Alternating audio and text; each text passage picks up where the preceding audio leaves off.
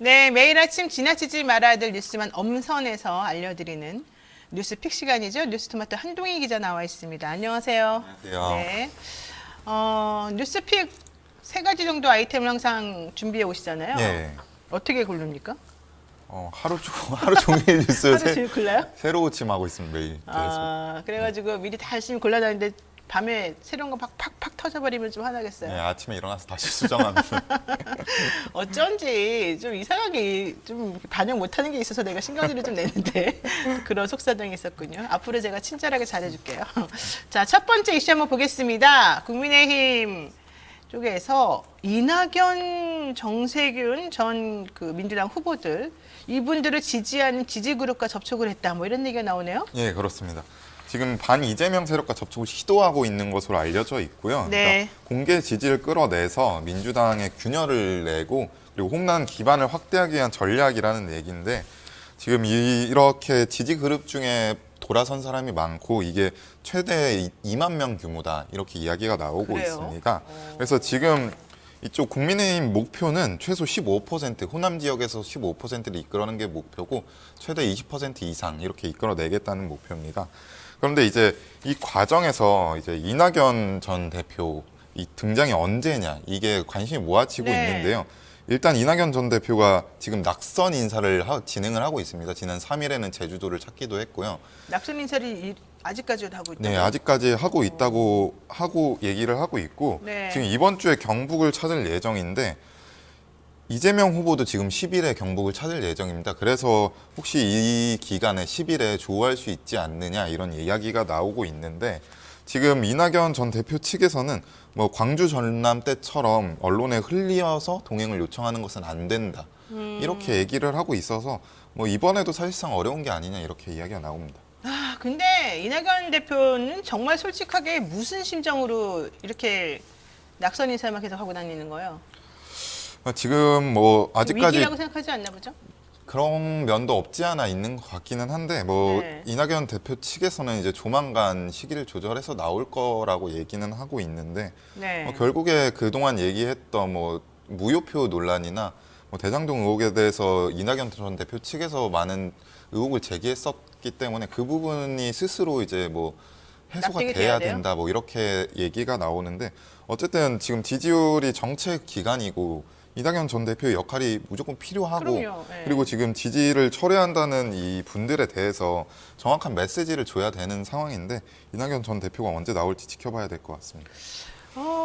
민주당 입장에서 혹은 이재명 후보 입장에서는 상당히 좀 속이 탈 수 있을 것 같습니다. 근데 경선 후유증이 이렇게 심각한가 봐요. 이게 선당 후사해야 되는 거 아닙니까? 원래 예. 당대표 했었던 분이라면 더더군다나. 예, 지금 당 대표를 했던 분이기 때문에 지금 윤석열 후보의 당선을 원하는 게 아니라면 지금 당장 나오셔야 되지 않을까? 갑자기 심쿵했어요. 윤석열 후보의 당선을 원하는 게 아니라면 알겠습니다. 자, 두 번째 이슈 보겠습니다. 어제 하루 종일 시끌시끌했습니다.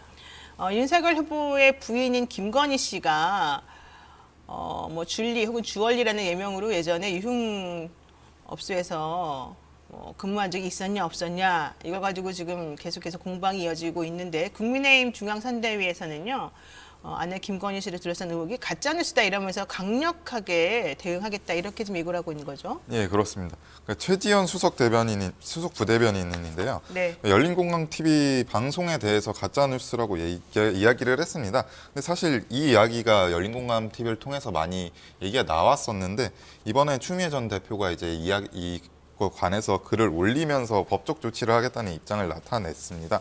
뭐 일단 해명을 보자면은 방송에서 시간 강사로 소개를 받았다고 하는데 1997년에 숙명여대 교육대학원을 다니고 있었다 이렇게 얘기를 했고 라마다 르네상스 조남우 회장 처음 본 시기도 이 1997년 뒤이다 이런 식으로 해명을 하고 있는 상황입니다. 그래서 추미애 전 장관은 이 부분에 대해서 줄리라고 하면 안 되는 이유가 나왔다. 주얼리이기 때문이었나. 뭐 이렇게 적기도 했습니다.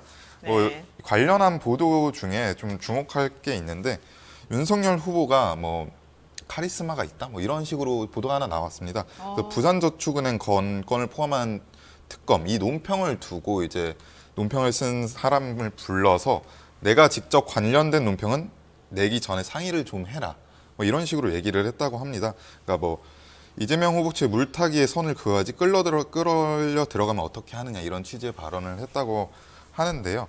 그리고 뭐 김건희 씨에 대해 논평도 지금 방금 말씀드린 최지원 수석 부대변인이 전담해서 쓰고 있는데 김건희 씨 관련한 지금 법률적인 사안이 많기 때문에 전담해서 쓰고 있다고 합니다. 그러니까 좀 정리를 해보면 부산저축은행 건 포함하는 특검 논평을 두고 윤석열 후보가 화를 냈다는 거죠. 네. 본인이 관련된 논평 이거 할 때는 먼저 상의를 좀 하고 해라. 네. 이제 국민의힘 내부에게 지금 얘기를 한 부분이고 그 얘기는 지금 갑자기 끼어 들어갔습니다. 그리고 우리가 좀 얘기하려고 했던 것은 김건희 씨 줄리 혹은 뭐 주얼리라는 예명으로 활동했었다라고 하는 1997년도 5월에 내가 접대를 직접 받았다라고 하는 증언이 나왔기 때문에 그 증언을 그대로 여과 없이 드러낸 이 열린공감 TV가 사실은 상당히 가짜뉴스를 지금 만들어낸 것이다 라면서 국민의힘에서 지금 공격을 하고 있는 것이고 그 근거 중에 하나가 당시에 뭐 시간 강사라는 직위로 소개를 받았는데 그 당시는 시간 강사가 아니었기 때문이다 요거죠. 네.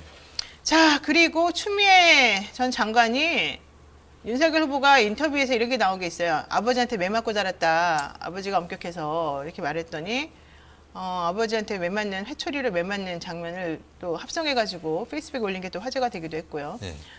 오마이뉴스에서 이 기사를 다루면서 전격적으로 이제 인터넷에서 회자가 되니까 공유가 되니까 그걸 그대로 본인 페이스북에 추 전 장관이 올렸어요. 그걸 가지고서 막 뭐라 지금 하고 있는 거죠, 국민의힘에서. 좋아요. 자, 계속해서 알고 싶은 사람들은 얘기를 하면 되는 것이고 아니라고 생각하는 사람들은 또 거기에 맞춰서 대응을 하면 되는 것이다. 이렇게 보여집니다. 이것을 가지고서 뭐 왜 개인의 사생활을 가지고 논의하냐 이렇게 얘기하시는 분도 계시는데 김건희 씨는 이제 대한민국에서 더 이상 사생활을 보호받을 수 있는 그 개인이라고 보기는 좀 어렵습니다. 물론 보호는 받아야 되겠지만 그 범위가 사실은 상당히 좀 좁겠죠. 그래서 그런 측면에서 저는 좀 검증은 필요하다 이렇게 보입니다. 자, 그리고 세 번째 이슈 보죠. 100조 보상안이 나왔습니다. 그러니까 김종인 국민의힘 총괄선대위원장이 얘기하고 있는 거죠. 여기에 대해서 이재명 후보 측에서는 그래 좋다 이거 받겠다 네. 이렇게 좀 나온 거예요. 네, 그렇습니다. 이재명 후보가 재난지원금 25조 최대 25조 지원 얘기하고 윤석열 후보가 50조 얘기하고 이제 김종인 위원장이 100조를 얘기했는데 그러니까 100조 원 규모의 코로나 네. 손실 보상 얘기예요. 예. 그래서 이제 송영길 대표가 이 부분에 대해서 그럼 빨리 하자. 그래서 사자회동 이제 원내대표 선에서 사자회동을 해서 최대한 빨리 추경을 이끌어내자 이렇게 이야기를 했고요.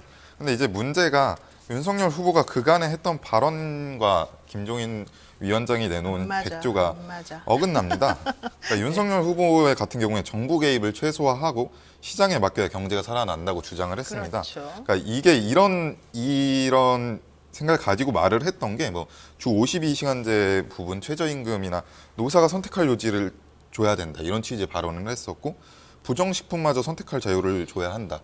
이렇게 해서 비판을 많이 받았었는데 이 부분과 정면으로 배치되는 부분이기 때문에 김종인 위원장이 지금 얘기하고 있는 100조가 과연 윤석열 후보가 하고 싶은 정책인지 이게 확인돼야 될 것 같습니다.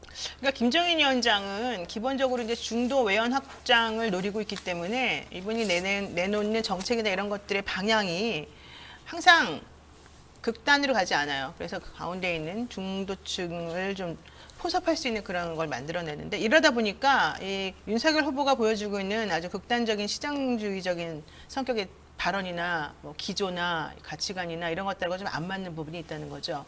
김종인 위원장하고 윤석열 후보 간의 경제 정책이라든가 이 정부가 어떤 식으로 행동해야 된다라고 하는 것에 대한 기준이 서로 다른 것 같아서 계속해서 좀 헷갈리는 모순적인 메시지가 나오는 것이 또 좀 풀어야 될 과제인 것으로 보입니다. 네, 여기까지 말씀 나누겠습니다. 한동희 기자 수고하셨습니다. 네. 지금 여러분께서는요 노영의 뉴스 인사이다 함께하고 계십니다. 잠시만 기다려주시면 이슈 3법으로 돌아오겠습니다.